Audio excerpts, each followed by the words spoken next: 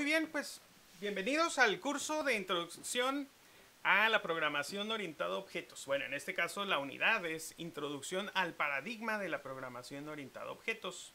Okay, primero vamos a entrar a este tema viendo esta palabra de paradigma, ¿no? Que tal vez algunos pues la hemos visto anteriormente, pero como que tenemos una duda. ¿Qué es esto de paradigma de programación? Bueno, les digo, paradigma es un estilo de programación. Digamos que cada paradigma va a tener sus estructuras, sus maneras, digamos, de trabajar. En este caso también la manera de representar la información. Por ejemplo, en este caso, aquí esta imagen se me hace bien representativa de lo que es programar. Vamos a suponer que primero partimos de una idea, tal vez que vamos a tener nosotros pues, en nuestra mente. Y esta idea como que tenemos que organizarla para poderla representar nosotros en un lenguaje de programación.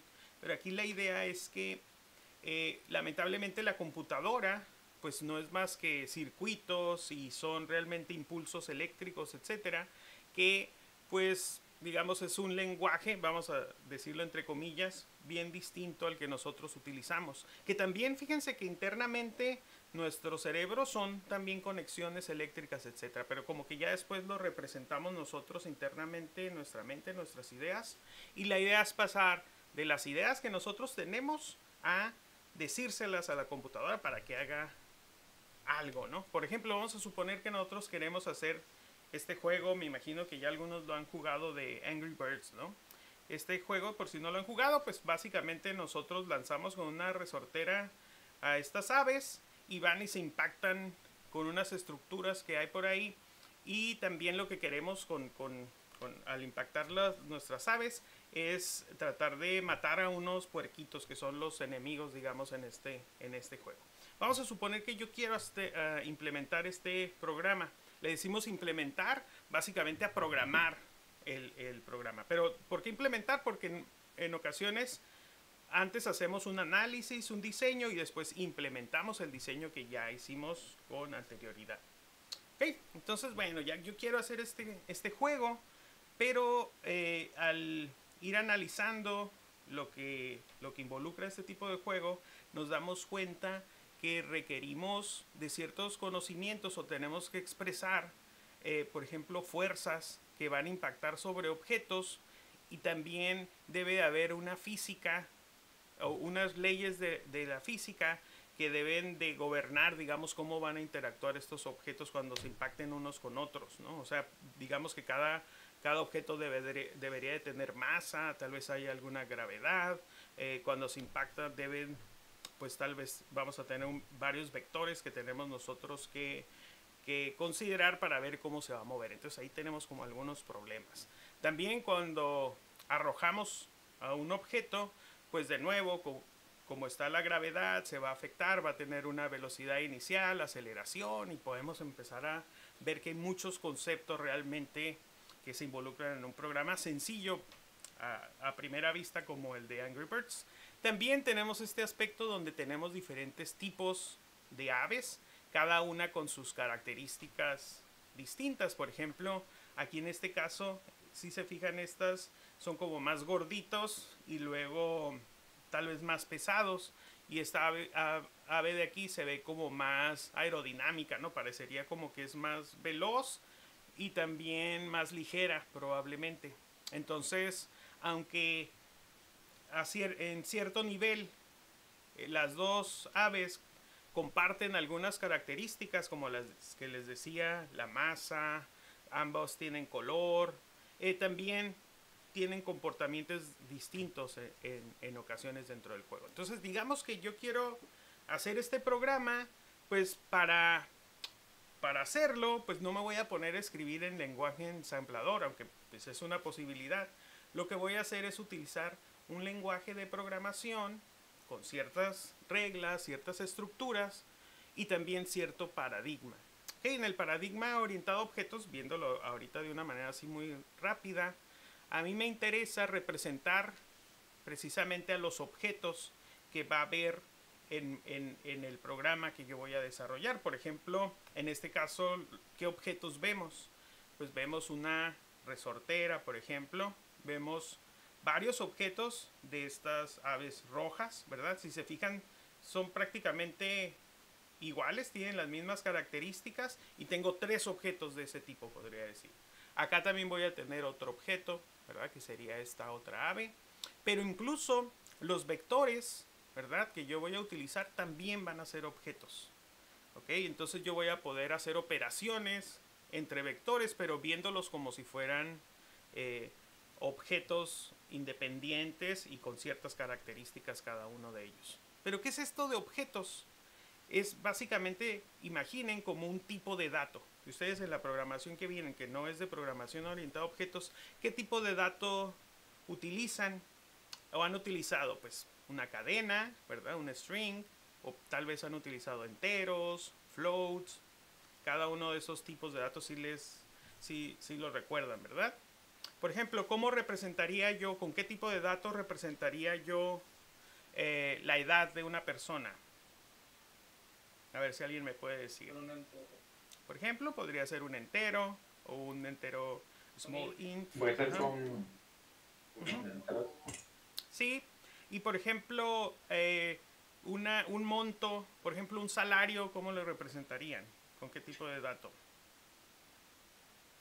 En C Sharp, por Igual ejemplo. con un int o con Decimal, un por float tal ejemplo. vez o un double. Ajá. Ajá, un float. El float no es muy bueno porque como es flotante, es mejor un decimal, pero sí me explico, ¿no? Que cada uno de las variables que ustedes manejan tienen un tipo de dato, ¿verdad?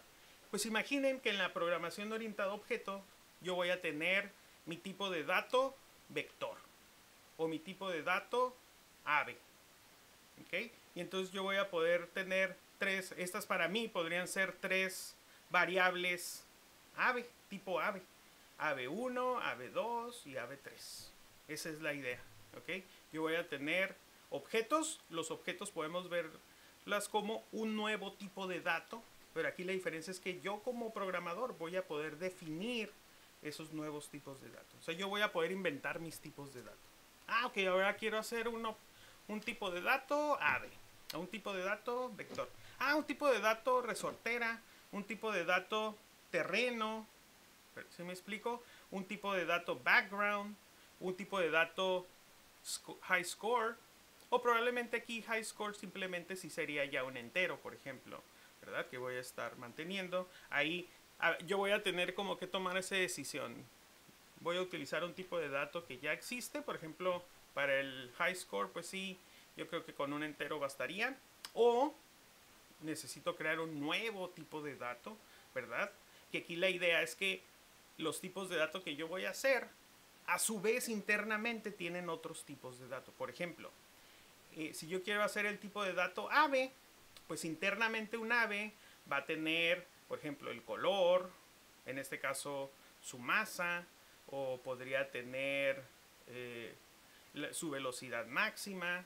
¿Sí me explico? O sea, dentro del tipo de dato que yo voy a definir va a haber tipos de datos, digamos, como internos a ese objeto. Ok, entonces voy a utilizar objeto como ya a un, pues le llamamos así, nosotros le llamaríamos variables anteriormente, pero aquí ya un objeto sería ya, eh, definí yo mi tipo de dato, ¿verdad? Ave, y ya esta es una ave en particular, con un valor específico. ¿Okay? Más adelante vamos a verlo ya en detalle cada uno de estos puntos. ¿Hasta ahorita hay alguna pregunta o alguna idea sobre esto de objetos en particular? O sea, de cómo tengo que manejar algunos datos en mis programas, y aquí la idea es que tengo nuevos tipos de datos que yo puedo definir. ¿Okay? ¿Preguntas? ¿No? No, profe, ninguna. Ok. Entonces, bueno, vamos a ver que básicamente los paradigmas de programación tienen diferentes estructuras con las cuales pues van a representar las ideas que nosotros vamos a tener. Ahorita vamos a hacer como una historia de la programación para que vean cómo surge este paradigma orientado a objetos en respuesta a otros paradigmas anteriores. Entonces vamos a ver ahorita 3 paradigmas de programación, ¿verdad? Para llegar al paradigma orientado a objetos. Entonces vamos a ver como esta idea. Pero antes vamos a ver qué es a lo que nosotros le vamos a llamar lenguaje de programación. ¿Okay? Porque ya ven, está el lenguaje máquina, ¿verdad? Ese no se le considera un lenguaje de programación de alto nivel. ¿Qué significa tener un lenguaje de programación de alto nivel? Y aquí dice la palabra clave. Los lenguajes de programación son independientes de la máquina, o en este caso de la arquitectura de hardware que yo voy a utilizar. ¿Okay? Eso sería un lenguaje de programación de alto, bueno, digamos de un alto nivel, en el sentido de que no vamos a programar directamente los circuitos integrados, los chips, ¿verdad? Que van a correr a nuestro programa. ¿Está de acuerdo? Entonces, normalmente un lenguaje de programación pues tiene ciertas reglas. Ustedes ya han utilizado el lenguaje C#, pues ya saben cómo se definen los tipos de datos, cómo se define el flujo, digamos, del programa, cómo se va siguiendo, en este caso, una secuencia donde se van ejecutando las instrucciones, etcétera. Todo eso lo expresan ustedes en un lenguaje, y de ahí debe de haber un proceso de compilación donde se toma este código, ¿verdad? Que ustedes ya expresaron como texto, por otro programa, ¿verdad? En este caso puede ser un compilador, en el caso de lenguajes compilados, o un intérprete, ¿verdad? Que va directamente a interpretar las instrucciones y puede correr dentro de una máquina virtual, no directamente, digamos, en un ejecutable dentro de la computadora. Y ya este proceso de compilación, lo interesante es que me permite escribir un programa y ejecutarlo en diferentes arquitecturas. ¿Okay? Yo puedo escribir un programa y lo puedo ejecutar, por ejemplo, en una Mac OS o en una computadora con una arquitectura y con un chip. Ya ven estos, por ejemplo, los nuevos que salieron, que son de Apple Silicon o de IBM, de Intel, etcétera. ¿Por qué? Porque va a haber un compilador que mis ideas, este código, lo va a compilar pues a la arquitectura específica que yo voy a estar utilizando. ¿Está clara esta idea? Entonces, esto es bien interesante porque de alguna manera vamos a tener que considerar esto ustedes como ingenieros de sistemas. Probablemente tengan que trabajar incluso a veces a este nivel, o sea que el lenguaje de programación que requieren no sea un lenguaje de programación de alto nivel, sino tenga que ser el lenguaje ensamblador, por ejemplo, de la arquitectura que ustedes van a correr. Probablemente si van a estar trabajando con un microcontrolador o cosas de ese tipo, el software no siempre va a estar a este nivel, ¿ok? Entonces, bueno, vamos a empezar con el primer paradigma, ¿verdad? Vamos a decirle así, que hubo, y vamos a empezar por el primer lenguaje de programación, considerando lenguaje de programación algo que se pueda compilar. ¿Okay? Entonces ese lenguaje es Fortran, y pues fue hace muchos años, en los 50s, cuando surge este lenguaje. Fíjense, es tan viejito Fortran que todavía no se le llamaba lenguaje de programación, no existía el término, se le llamaba un sistema de codificación automática, ¿ok? Y vean como algo importante para la computadora IBM 704. O sea, anteriormente pues eran tan caras las computadoras que no había esta idea de, voy a comprar un software y lo voy a poder ejecutar en mi computadora. No, sino que cuando uno compraba la computadora ya venía con todo el software que nosotros necesitamos. ¿Okay? En este caso, pues la computadora venía con este sistema de codificación automática. ¿ok? Para ya hacer yo mis propios programas. No estaba el concepto todavía de software como un producto independiente. ¿Sí me explico? Entonces, este lenguaje Fortran 1 fue todo un éxito, porque anteriormente pues se tenía que programar prácticamente así nivel ensamblador.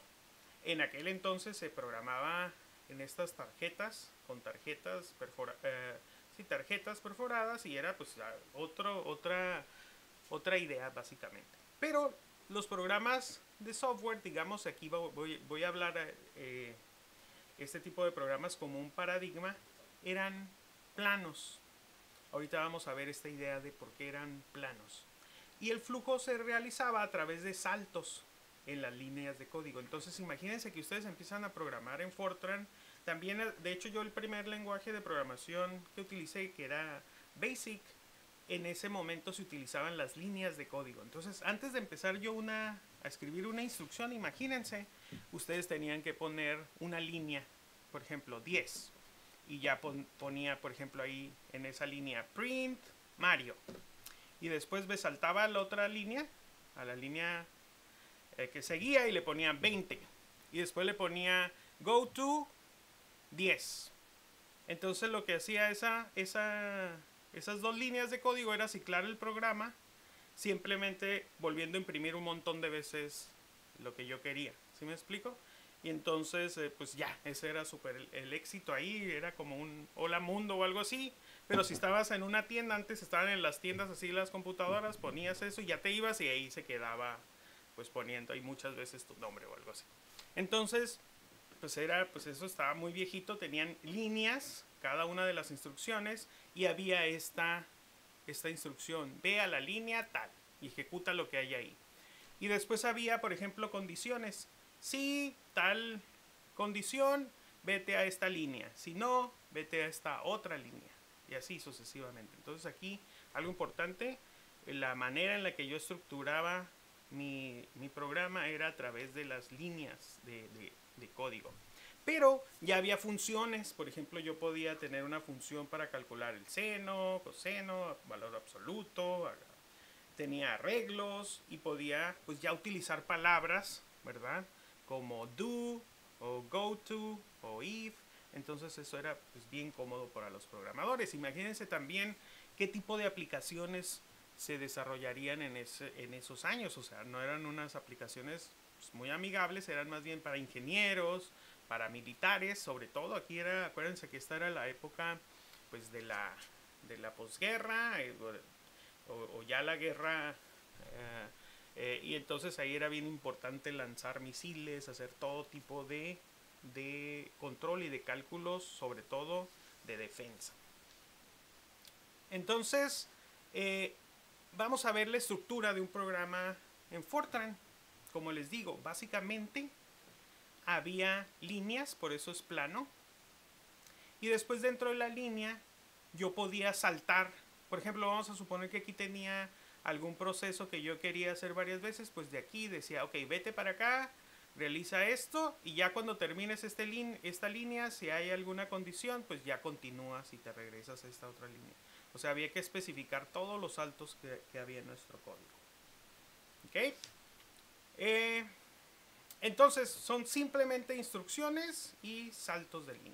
Cuidado, si ustedes a veces hacen un programa donde simplemente empiezan a poner instrucciones aquí y de repente tienen algún ciclo, pero todo lo hacen dentro de un mismo método, vamos a suponer en main, ustedes están programando al estilo de Fortran, ¿ok? Su programa, aunque haga algo muy sofisticado, si no utiliza métodos o no utiliza funciones o no utiliza otro tipo de estructuras, básicamente están programando con este estilo. O sea, un programa plano. ¿Está claro? En ocasiones esto es lo más práctico que puede haber, ¿ok? Porque, ok, yo nada más ocupo, pues eso, imprimir 1000 veces alguna instrucción. Ah, bueno, pues no ocupo nada muy elaborado. Bien podría ser un programa de este estilo, ¿ok? ¿Alguno de ustedes ha programado así con este estilo antes? ¿No? No con saltos de línea, ok. Imaginemos que ya en los saltos de línea ya se borraron, ya casi no existe este concepto. Pero el tener simplemente instrucciones, igual ciclos, igual todo, pero todo en un mismo, en una misma método, por ejemplo en main. ¿Han programado ustedes así? A ver, Gabriel. Visual Basic 6.0 cuenta como ese tipo de Sí, programación. es que eso se puede hacer hasta en C Sharp. O sea, imaginemos, hablamos de que íbamos a repasar un poco. Voy a irme a Visual Studio. Okay, ahorita en este caso voy a programar con Visual Studio. Y déjenme traérmelo para acá. Ok, aquí tengo Visual Studio. Voy a crear un nuevo proyecto. Ok, voy a crear un nuevo proyecto tipo consola. Ok, de .NET. Ok, Es esta. que lo que menciona del main me suena mucho con Visual Basic, donde había pues es un main que también se le denominaba MDI, si no mal recuerdo. Ajá. Y ese daba como que era como lo principal del centro, y ya si tú le dabas a otras pestañas el control de MDI, ahí venía en una de las... Ajá. ¿cómo Sí, se llama? muy probablemente, efectivamente así era. Aquí, por ejemplo, en C Sharp, ya ven que nosotros tenemos esta estructura así inicial, ¿no? Y este es el método main al que yo me refería en su caso. Si ustedes, todo su programa, piénsenlo así, son simplemente poner instrucciones dentro de este mismo método, en este caso ese es el método al que me refiero, pero todo lo hacen aquí. Imagínense, voy a hacer incluso aquí copiar y pegar. Todo lo hacen aquí. Y aquí podrían poner, por ejemplo, una variable, por ejemplo, int x igual a 13. Y después aquí también pongo un if, por ejemplo, if x menor o igual a 10. Entonces vamos a hacer algo de código por aquí. Y aquí podría poner un else. Y aquí poner otro código, por ejemplo. Ok, vamos a suponer que aquí yo pondría algo como esto. Aquí me lo traigo para acá y así. Pero mi idea es que todas las instrucciones están dentro de estas dos llaves. Ok, todo está aquí. Entonces, si yo escribo todo mi programa así, pues efectivamente estoy haciendo un programa plano en ese sentido. O sea, ¿por qué plano? Porque no estoy utilizando otros métodos. O sea, mi programa no lo empaqueto en diferentes métodos. Digamos que cada método realice alguna operación que la que yo pueda estar reutilizando, etcétera. A ver, ¿sí está claro? ¿Han programado ustedes en este estilo de programación? O sea, muy plana, donde simplemente son instrucciones. Claro, cuidado, las instrucciones pueden ser, por ejemplo, condicionales o incluso un ciclo for, etcétera. Sí, profe. ¿Verdad? Sí hemos programado profe. muchas veces así porque muchas veces así Sí, sí, aprendemos sí. a programar. Entonces, también con los lenguajes de programación fue algo así. Claro, la diferencia de un lenguaje en programación es que yo aquí en vez de poner esto, aquí pondría vete a la línea, por ejemplo, 14, entonces se hace esto, y de aquí vete a la línea ya la que haya más adelante. Y aquí, si es else, me voy a esta línea. ¿Sí me explico? Era como con ese estilo de las líneas, pero básicamente es lo mismo. ¿Ok? Entonces, claro, a veces programamos de esta manera y este sería pues un estilo de programación. Cuidado, podemos resolver muchos problemas, pero ¿qué pasa cuando un problema ya es más complejo? O sea, ya quiero hacer otro tipo de aplicaciones más complejas. Técnicamente lo podría hacer, ¿verdad? Siguiendo esta idea, pero me va a costar muchísimo más trabajo. ¿Ok? Va a ser más difícil de programar así. ¿Ok? Entonces, bueno, aunque era difícil, para que vean cómo con ese estilo de programación ya se puede hacer muchísimo. Ya podemos lanzar un misil y tal vez impactar cerca de donde nosotros queremos, cosas de ese tipo. Sucede algo, sucede pues que va evolucionando también los lenguajes de programación. Aquí quiero hablar de otro programa, de otro lenguaje, lenguaje de programación que surge por estos años, que es el lenguaje Lisp. Sale en 1958. Este lenguaje de programación utiliza un paradigma que es el que les digo que se utiliza mucho también actualmente, y siempre lo van a representar o van a ver que es un lenguaje funcional, se le llama este tipo de lenguaje, cuando ustedes vean una función, bueno, en este caso el símbolo de lambda. ¿Sí? Alcanzan a ver aquí como un lambda. En este caso, este es un lenguaje Clojure, que es un lenguaje, pues básicamente un Lisp, pero que corre dentro de la máquina virtual de Java. ¿Okay? Ese es un lenguaje bastante moderno. De hecho, ustedes recordarán, bueno, tal vez no, pero Java normalmente se le relaciona con una taza de café, con un café, ¿okay? Que vamos a tomar. Entonces la idea, cuando nosotros veíamos Java, pues muchas veces se representaba como una taza de café, incluso así como con un humito. No sé, incluso hay algunos logos de Java que tienen esa idea. Aquí como que es un poquito más millennial, le voy a decir, o más moderno, más hipster, y ya es más bien té, lo que se va a tomar aquí, ¿no? Como que no, el café ya es muy, muy extremo, vamos a tomar algo más natural, etcétera, un té. Ok, y precisamente esta idea de la programación funcional, les digo, es un paradigma, está desde este lenguaje de Lisp, o sea, este lenguaje fue revolucionario. ¿Okay? Vamos a ver algunos conceptos de programación funcional, les digo que ya soporta también C# y sobre todo también JavaScript. Y les voy a decir, miren, esta es una idea del paradigma funcional. Ahora, en este lenguaje, los programas se escribían utilizando listas. O sea, en este paradigma, las listas son un componente básico. ¿Ok? También para nosotros en programación orientada a objetos, el tener estructuras como las listas va a ser también muy importante. ¿Ok? Pero para este es crucial, es parte del paradigma de este lenguaje. Y es un lenguaje muy influyente y muy avanzado para su época, ¿no? Para los 50. De hecho, como era tan avanzado y de tan alto nivel, lamentablemente no era muy eficiente, no era muy rápido, y por eso más o menos se quedó un poquito de lado.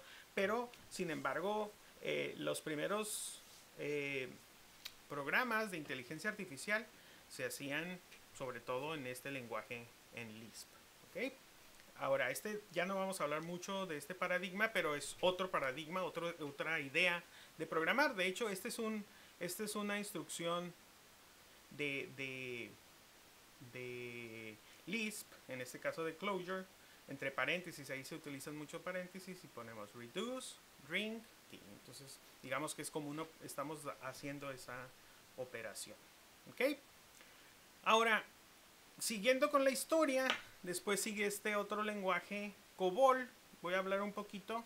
Aquí la idea importante es que ya se pensaba en tener registros, estructuras que yo voy a estar manipulando. Por ejemplo, les decía que era interesante nosotros poder definir nuestros propios tipos de datos. En este caso aquí en COBOL ya surge cuando la computación empezaba a utilizarse en otros dominios, le vamos a llamar. O sea, ya se utilizaba para bancos, para hacer censos. Entonces necesitábamos registros, y este fue el primer lenguaje que sacó este concepto, ¿verdad? Porque vamos a tener archivos de datos, y lo importante es que los archivos pues van a contener registros. Por ejemplo, información acerca de un empleado, o de un cliente, o de una venta. Entonces ya manejábamos aquí en este lenguaje este tipo de estructuras. Y fue un lenguaje también que fue importante porque fue el primer lenguaje estándar.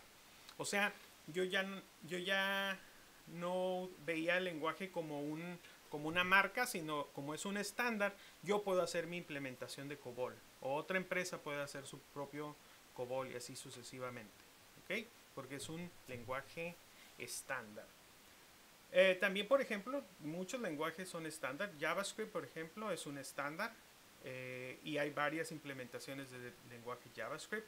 Incluso C# es un estándar, y aunque ya ahorita la implementación más importante es directamente la de Microsoft. Anteriormente había proyectos de código libre que también implementaban el lenguaje C#.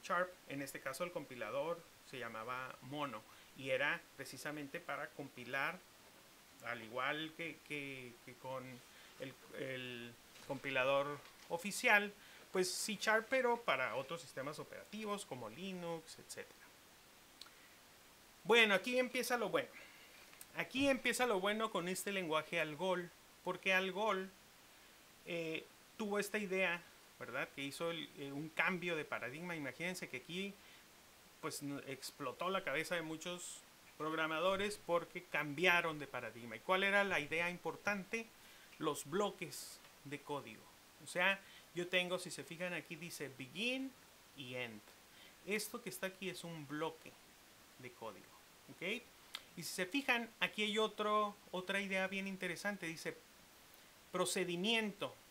¿Okay? Tengo un procedimiento y este procedimiento lo defino entre un begin y end. Es decir, yo puedo tener bloques. ¿Okay? ¿Está claro? Puedo tener bloques. Eso es algo que quiero que ustedes piensen como que es algo extraordinario. Una invención súper importante. ¿Okay? ¿Por qué? Porque mientras yo tengo mi programa de esta manera, si yo defino esta variable, ¿verdad? De int x, y yo continúo por acá y requiero otro valor de x, por ejemplo, ahora pongo x igual a 12, pero aquí ya estoy realizando otra operación. Lamentablemente, esta instrucción de aquí, ¿verdad? Pues va a modificar esta x que yo tengo. Entonces, si yo tengo estas variables, pues voy a tener como muchos lados donde yo puedo modificar esa variable.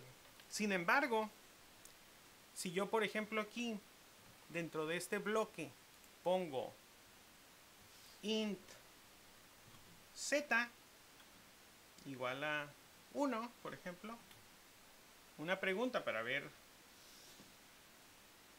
Si yo pongo acá z, o por ejemplo console.writeLine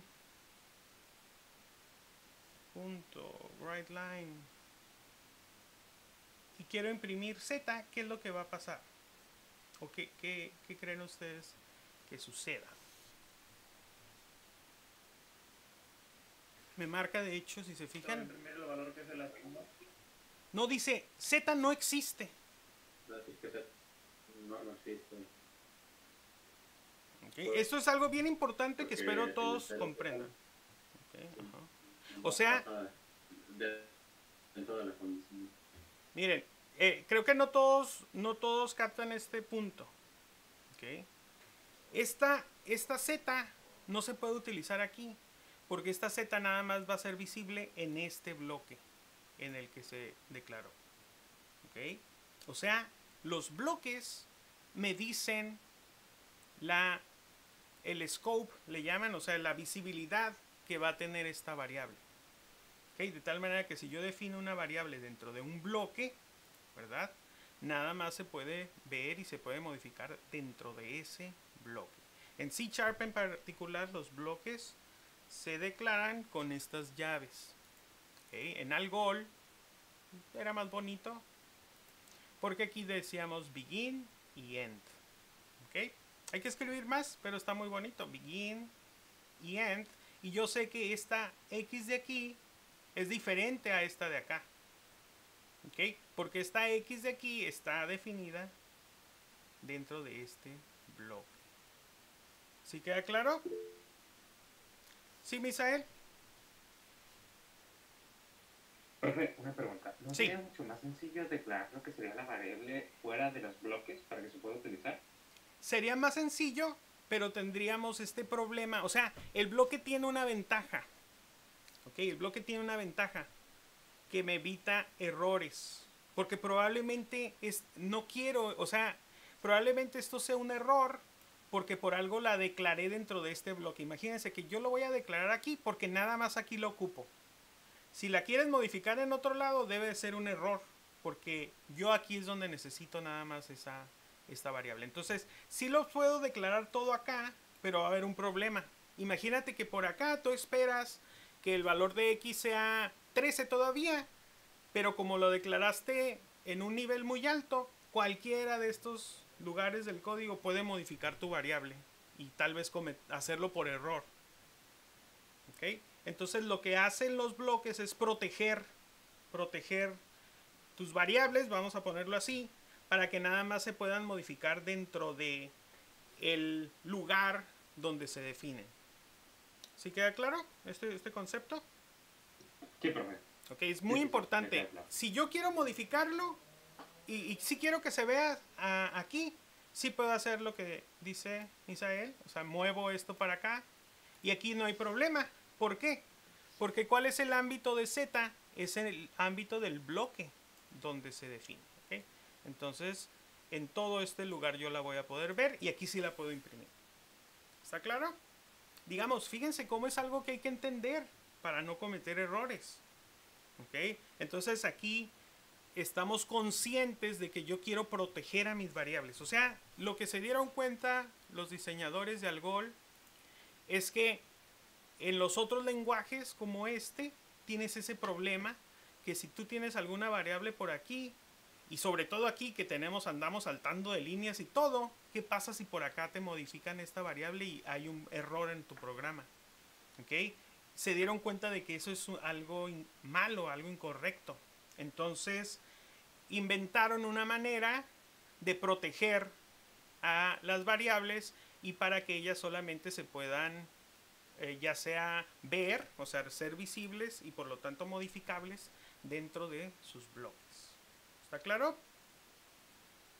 Ahora, otra cosa es que obtuvieron su procedimiento. Por ejemplo, vamos a hacer ahora un uso de procedimiento. Vamos a suponer que yo aquí tengo esta idea de que ando imprimiendo console write line aquí, console write line aquí, también acá.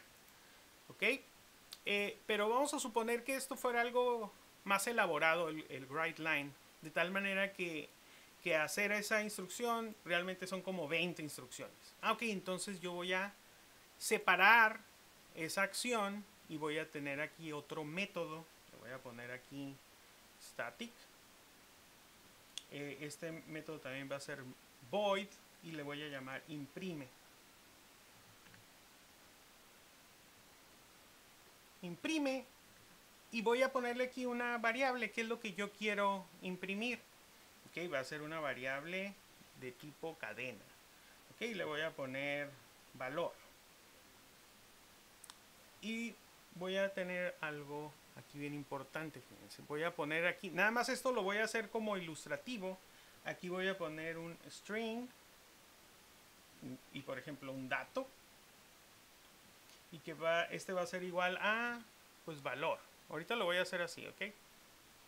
Lo interesante es que esta variable es una variable de nuevo local porque la estoy definiendo aquí dentro de este bloque. Si yo quiero imprimir acá dato, ¿podré imprimirlo? ¿Podré imprimir dato? No. No, ¿por qué no? Porque no existe. No. Porque dato está en este otro bloque de acá. ¿Sí está claro? Ok, eso es bien importante. Eso es bien importante. Tenemos en este nuevo paradigma que se trajo con Algol. Okay, Algol le agradecemos eso, que podemos hacer eso ahorita en C#. Okay, yo tengo ahora bloques y si yo declaro alguna variable dentro de un bloque no se puede ver. Okay, no se puede ver desde otro lado. Esto es bueno. Okay, nunca queramos decir, no, pues yo quiero que esto se vea en todos lados. Bueno, tienes que justificarlo. ¿Okay? Porque probablemente es una buena idea que no se vea este dato aquí, porque a lo mejor aquí voy a hacer algo con él. Por ejemplo, voy a hacer algo así. Dato, ¿verdad? Igual a dato. Acuérdense que dato es una cadena más. Y aquí, por ejemplo, valor. ¿Ok? Así. Simplemente. Entonces yo aquí, lo interesante, aquí viene la idea, es que este código súper complejo que está aquí, yo ya, en lugar de hacerlo 3 veces, esa es la idea, ¿no? Pues lo único que voy a hacer es ponerle aquí, lo mando llamar, imprime, y aquí le mando la cadena, en este caso, hola mundo. Ok. Y acá también, o sea, esto lo voy a hacer igual. El control C, ya lo hago aquí. Y ya lo hago acá. Y aquí imprimo Z. Cuidado, como Z tiene el valor que entra, que también eso es algo importante, que se debe de vigilar. Yo la Z, que es entero, la convierto a una cadena para que ya pueda entrar aquí y se pueda imprimir. Ah, aquí me faltó pues imprimir el dato. Console.writeLine. Y aquí imprimo dato. A ver, ¿está claro este programa? Este programa deberían de poderlo entender perfectamente qué es lo que hace. A ver, aquí véanlo, véanlo.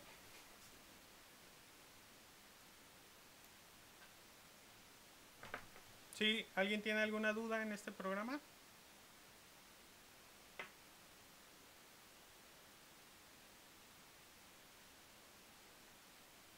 No, a ver.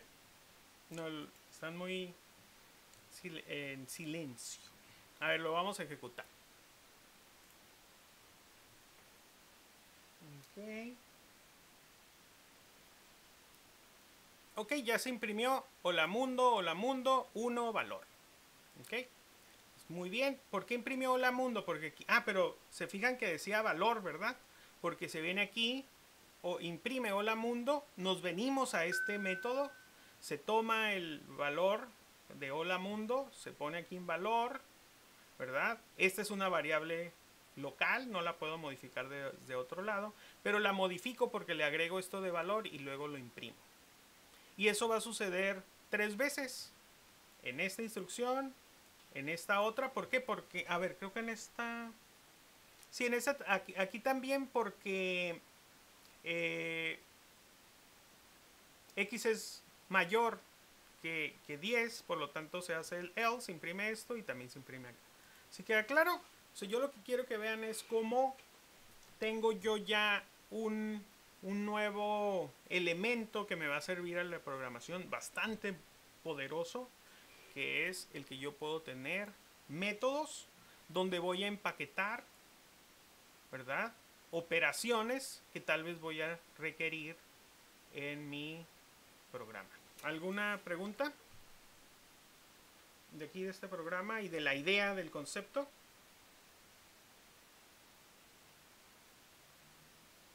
¿Han programado alguno de ustedes de esta manera? Sí, sí, muchas veces. Sí. Similar, por similar. Similar. Sí. Sí, o sea, ¿a qué me refiero de esta manera? A que ustedes tiene, en lugar de... se fijan cómo este ya no es un programa plano, pues. O sea, aquí ya hay bloques con sentido de protección en este nivel, pero sobre todo tengo métodos y en lugar de repetir esto, o sea, esto de aquí, traérmelo y repetirlo acá 3 veces, yo ya lo empaqueto dentro de un método y lo mando llamar desde aquí. ¿Ok? Este estilo de programación es súper poderosa. La mayoría de las cosas se pueden hacer de esta manera. Y eso se lo agradecemos, les repito, a Algol. ¿Okay? Él trajo bloques, funciones, variables locales, que son las que vimos ahorita, y variables globales, ¿okay? Que serían, en este caso, una variable global. En este caso en particular, que es una clase, aquí yo podría poner una variable que voy a considerar ahorita global, nada más para de manera ilustrativa. Podría poner, por ejemplo, private int, por ejemplo, global. Okay, y esta yo la voy a poder imprimir, por ejemplo, aquí. Global, no hay problema, o sea, la puedo utilizar. Bueno, en este caso, bueno, aquí vamos a imaginarnos que se podría. Lo que pasa es que aquí es estático esta clase, o sea, no es un programa orientado a objetos, digamos, correcto. Entonces tendría que ponerle aquí también static. Ok. Ajá. Y y así la podría poner ya en todos lados. ¿Okay? Esta sería una variable global y estas serían variables locales, dato, z, x. ¿Por qué? Porque son locales a su bloque. ¿Okay? Bueno, con eso nos vamos a detener. Ya avanzamos como 20 años de programación, pero ya vimos grandes avances, ¿ok? Este fue un gran avance y muchos lenguajes de programación están inspirados en Algol, ¿ok? Básicamente, para cerrar el tema, tenemos ahora funciones. O sea, este código que hago aquí lo pongo en funciones con sus variables locales, y ahora lo que hago es, cuando va mi programa y quiero hacer esto, llamo esta función sin necesidad de saltar a ciertas líneas ni nada, y después me regresa el control pues del programa. Aquí continúo y después quiero llamar esta, pues se va y se ejecuta. Las variables locales se destruyen. Aquí cuando me salgo de esta función, las variables locales que declaré aquí, imagínense que se liberan y se destruyen, y cuando la vuelvo a llamar, se vuelven a crear esas variables locales. ¿Okay? Y se destruyen también. Eso es algo importante de este paradigma. El problema es que se usa mucho esto de datos globales y tenemos muchas funciones que utilizan estos datos globales. Y eso es algo que puede traer problemas más adelante. Ok, bueno, pues con eso, si no hay alguna duda, terminamos con esta clase. Okay, vamos en camino a el paradigma orientado a objetos. Ahorita ya avanzamos porque tenemos ya funciones, y de hecho este es un paradigma importante, el paradigma procedural. Ok, bueno, entonces, ¿preguntas?